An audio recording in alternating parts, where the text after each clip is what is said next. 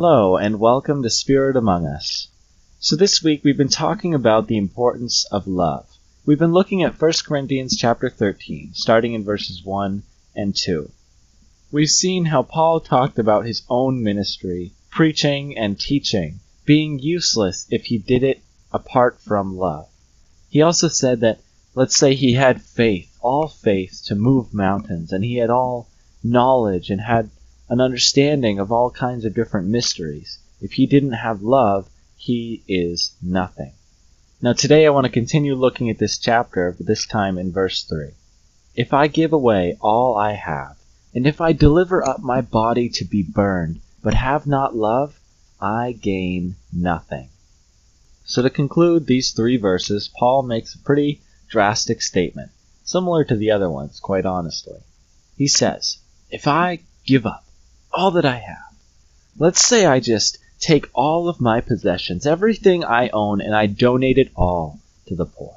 Donate it all to those who are in need. Give every cent, every penny away. And if I then turn completely to Jesus, follow him all the way to the end, to the point of being a martyr and dying for him, being burned, delivering up my body to be burned, if I don't have love, I gain nothing. So here is talked about the issue of sacrifice, of being willing to give of ourselves, but that needs to be done in love. That is what he's talking about. He uses another drastic example. Now I hope at this point you're starting to get the idea that love is pretty important. That's what 1 Corinthians 13, 1 through 3 is really saying. Paul is getting at here that love is essential to our faith. It's essential to our lives. Now, in this instance, Paul is giving the example of being a sacrifice as a martyr. But I want to look a little bit more closely at how that can apply to us. Elsewhere in Scripture, we are told ourselves to be a sacrifice in a different way. Romans chapter 12, verse 1. I appeal to you, therefore, brothers, by the mercies of God, to present your bodies as a living sacrifice, holy and acceptable to God, which is your spiritual worship. So here we have the command that we are called to present our bodies as a living sacrifice. This is our spiritual worship.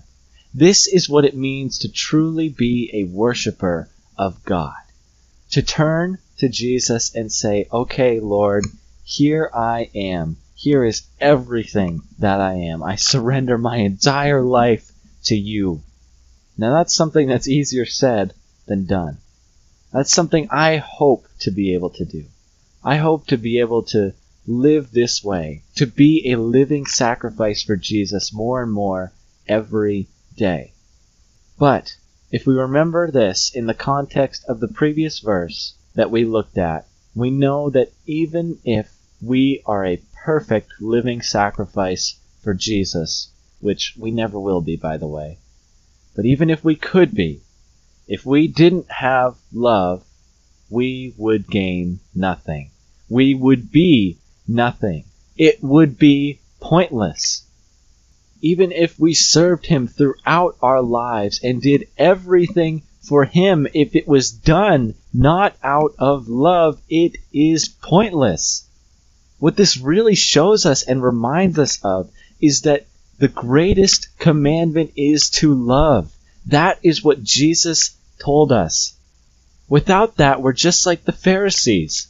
The Pharisees were so focused on themselves trying to be perfect, trying to serve God perfectly and to be righteous. They didn't have love for God, and they didn't have love for their neighbor. That is what they were missing.